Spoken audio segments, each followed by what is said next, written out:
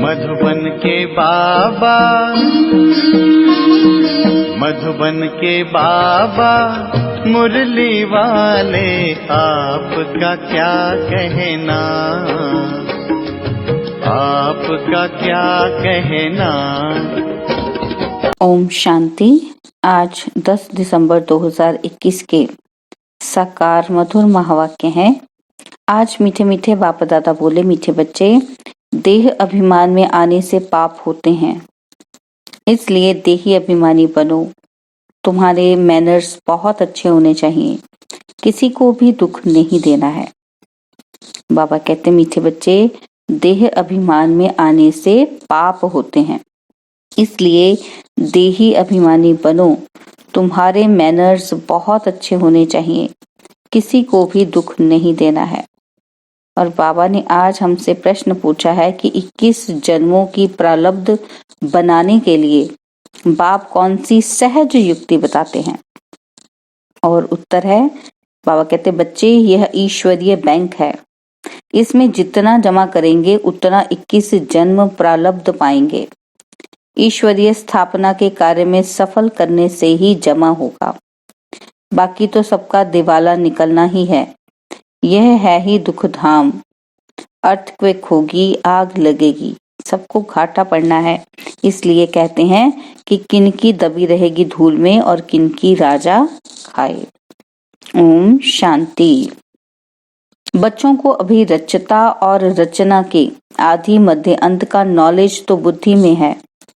यह भी समझते हैं कि हम भारतवासी पहले पहले सतयुग में सतो प्रधान थे। यह याद बच्चों के लिए बहुत जरूरी है।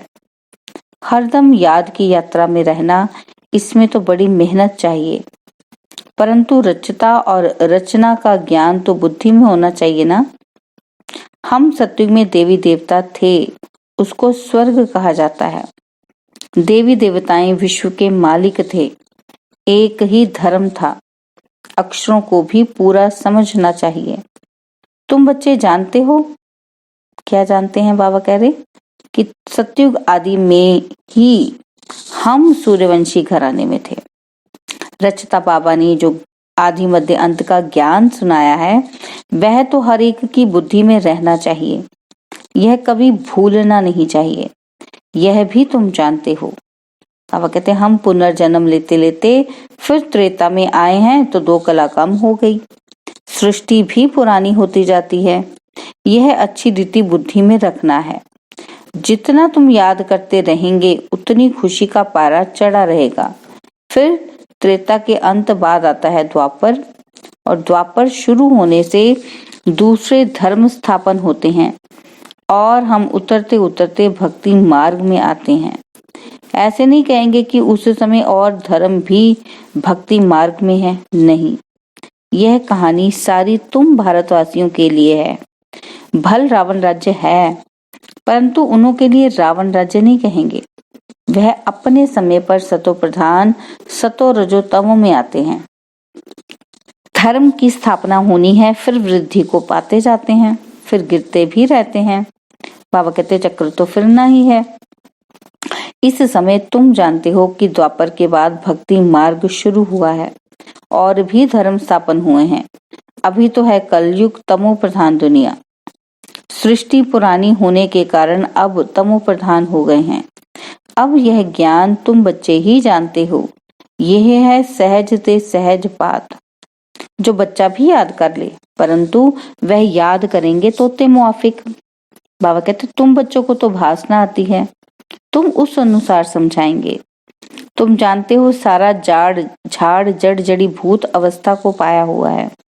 पहले पहले जो आदि सनातन देवी देवता धर्म था, उनका फाउंडेशन अब है नहीं।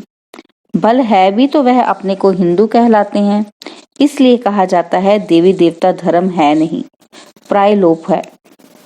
सब पतित बन गए हैं, इसलिए अपने को देवता कोई कहलाता नहीं। ना वह धर्म है ना कर्म है। सत्युग में तो सबका कर्म अकर्म हो जाता है। यहाँ मनुष्य जो कर्म करते हैं वह विकर्म बन जाता है। तमो प्रधान होने के कारण अपने को देवता कोई कहला नहीं सकते। ड्रामा प्लान अनुसार यह भी नूंद है। जब धर्म प्रायलोप हो तब तो बाबा आकर सत्य धर्म की स्थापना करे और अनेक धर्मों का विनाश कराए। नई दुनिया में एक ही आदि सनातन देवी देवता धर्म था।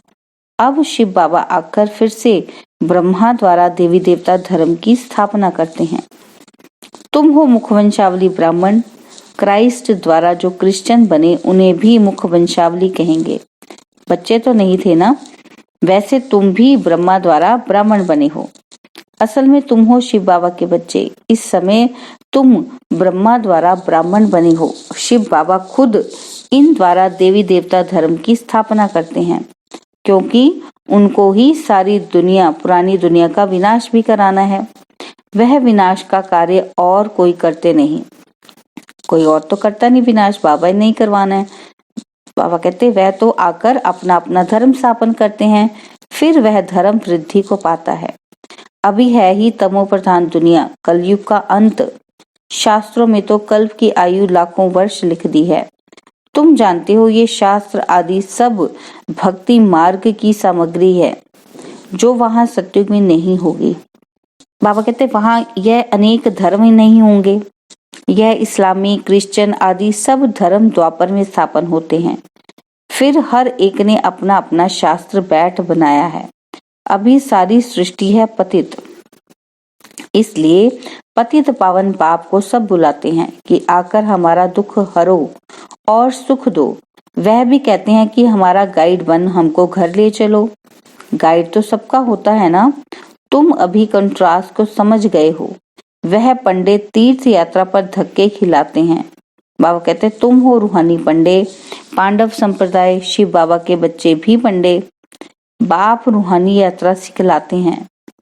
बाबा क्या कहते हैं, हे आत्मा तुम अपने बाप को याद करो और घर को याद करो। बाबा को याद करने से घर पहुंच जाएंगे। याद नहीं करेंगे तो पाप कटेंगे नहीं। भल ले लो सबको, बाबा कहते भल ले तो सबको जाएंगे, परंतु सजा खाकर हिसाब किताब चुकतू करेंगे अथवा योग बल से।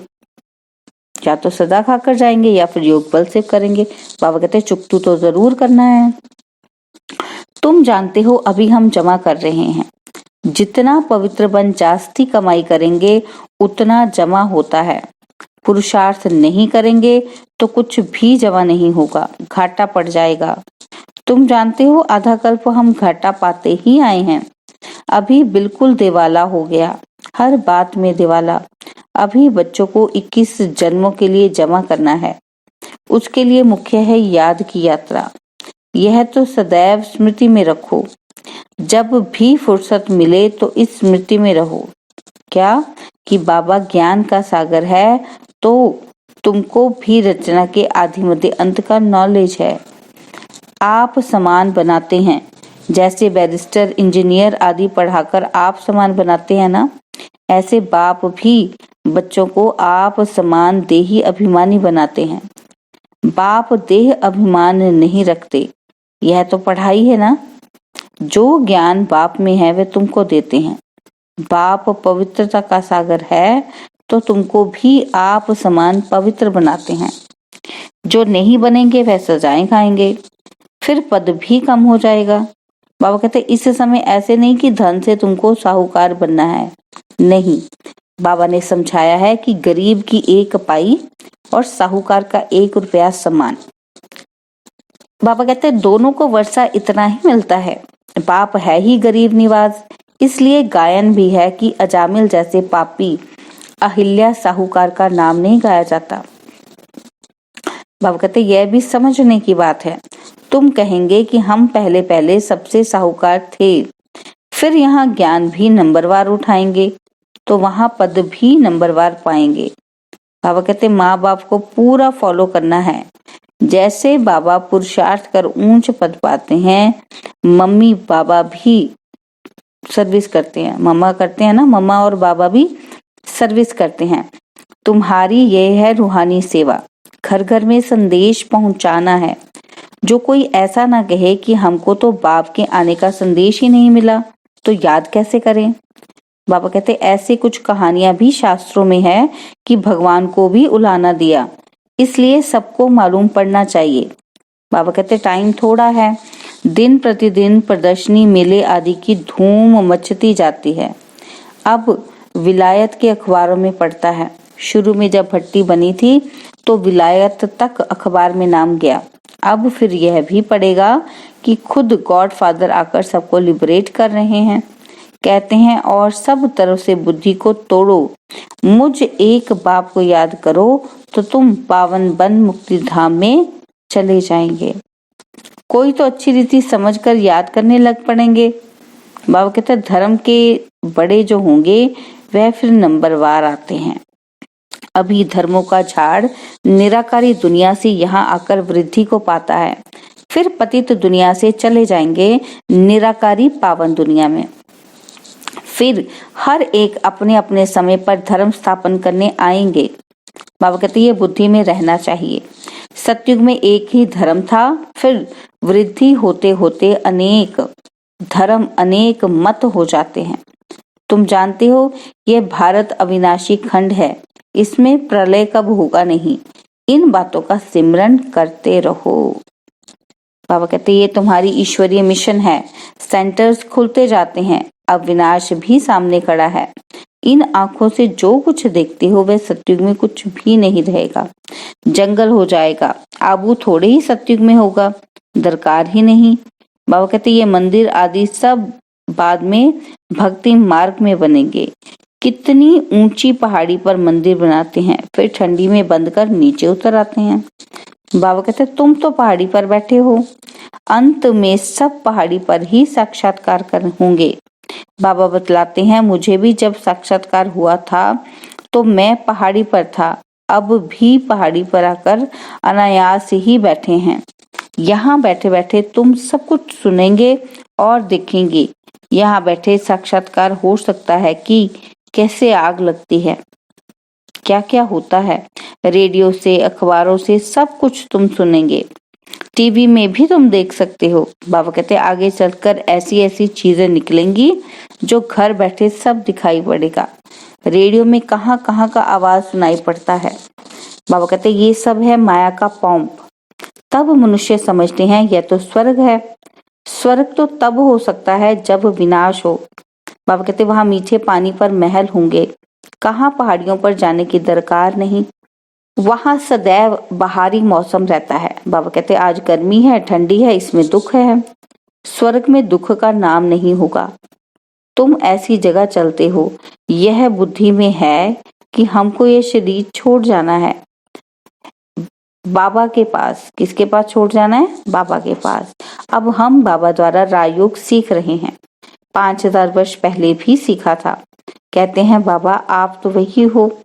बाबा जानते हैं जिन्होंने कल्प पहले राज्य भाग्य पाया होगा वह अब भी लेंगे।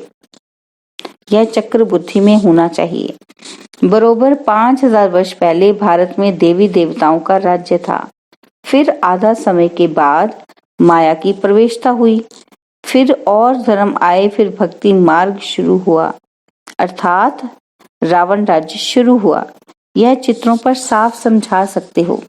यह भारत की ही कहानी है कि सतो प्रधान से तमो प्रधान कैसे बनते हैं, और फिर जब विनाश का समय होता है तो सब विनाश काले विपरीत बुद्धि हो जाते हैं। मेले प्रदर्शनी में बड़ी युक्ति से चित्र रखने चाहिए। बाबा कहते तुम्हारा यह ज्ञान है गुप्त, यहाँ हथियार आदि की कोई बात नहीं। तुम बहुत साधारण हो, तुम चलते फिरते घूमते बाप की याद में रहते हो। कोई तुम्हारे से पूछे तुम वेदों को शास्त्रों को मानते हो? बोलो हाँ जी, हम उन्हों को अच्छी रीति जानते हैं कि इनसे भगवान की प्राप्ति नहीं हो सकती। यह सब भक्ति मार्ग की सामग्री है। सतयुग में सब पावन आत्माएं थी। गीत भी है ना, जाग सजनिया जाग। तो बाबा कहते नई दुनिया में सब कुछ नया होगा। बाबा आकर नई दुनिया के लिए नई कहानियां सुनाते हैं। सीन सीनरियां सब नई होंगी। प्रदर्शनी में आते बहुत हैं, ओपिनियन भी लिखते हैं, बहुत अच्छा है, ये सबको समझाना चाहिए, परंतु खुद कुछ समझते ही नहीं। कोटों में कोई मुश्किल ही निकलते हैं, परंतु सर्विस तो होनी है। ढेर प्रजा बनेगी। तुम बच्चे इस ज्ञान का सिमरन करते रहो तो बहुत खुशी होगी। बाबा कहते ये दुनिया ही दुख की है, घाटा पड़ा, दिवाला निकला, अर्थक्वेक हुई, सबके पैसे खत्म हो जाएंगे। तब कहते हैं कि जिनकी दबी रही धूल में सफल किसकी होगी? किसकी होगी सफल? जो ईश्वरीय स्थापना के कार्य में लगा रहे हैं। ये है ईश्वरीय बैंक। बाबा कहते जो इसमें जितना डाले उतना जमा होता है। जितना जिसने कल्प पहले डाला होगा वह इतना ही शिव बाबा की गोलक में डालेंगे।